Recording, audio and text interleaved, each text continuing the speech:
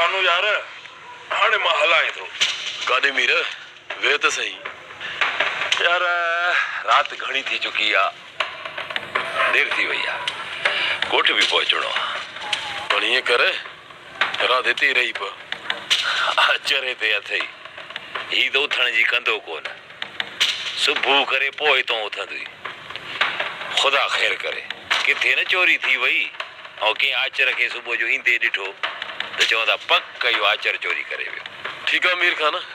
जे नथो वेही न त पोइ यारो यारी खानू सुभाणे मां चकर ते ईंदुसि सुभाणे मां तव्हांजे ॻोठ ईंदुसि बकरियूं काहे ॾिसां त कमदार पंहिंजा फसल कीअं थो बचाए कमदार पुछंदो कोन मुंहिंजी सलाह वठो न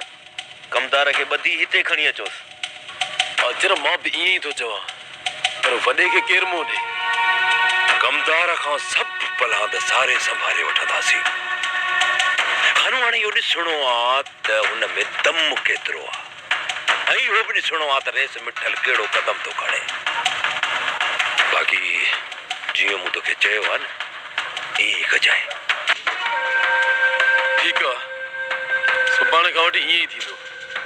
असां हर वक़्तु तयारु रहंदासीं रुगो हिकु दफ़ो तोसां खौंसनि खानू पोइ तमाशो ॾिसजांइ राति घणी थी चुकी आहे ॻाल्हियुनि में वेहिजी वेंदुसि त सुबुह थी वेंदी हाणे मोकिलियाणी कोन्हे ठीकु आहे मीर खान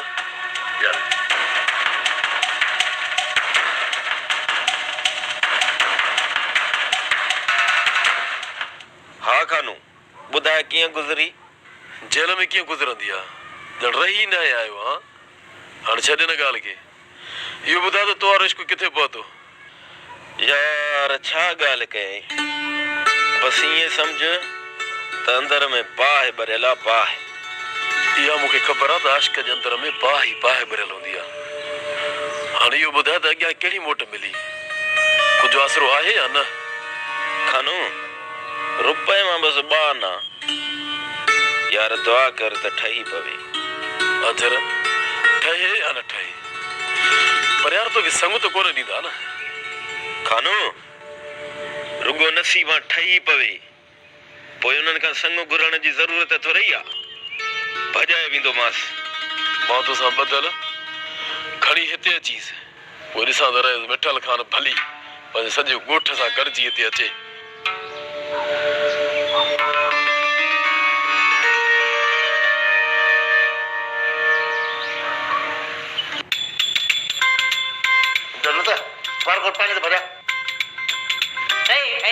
जल्दी त ॾिसीस केरी थो करे यार त भले घोड़े ते चढ़ियो तो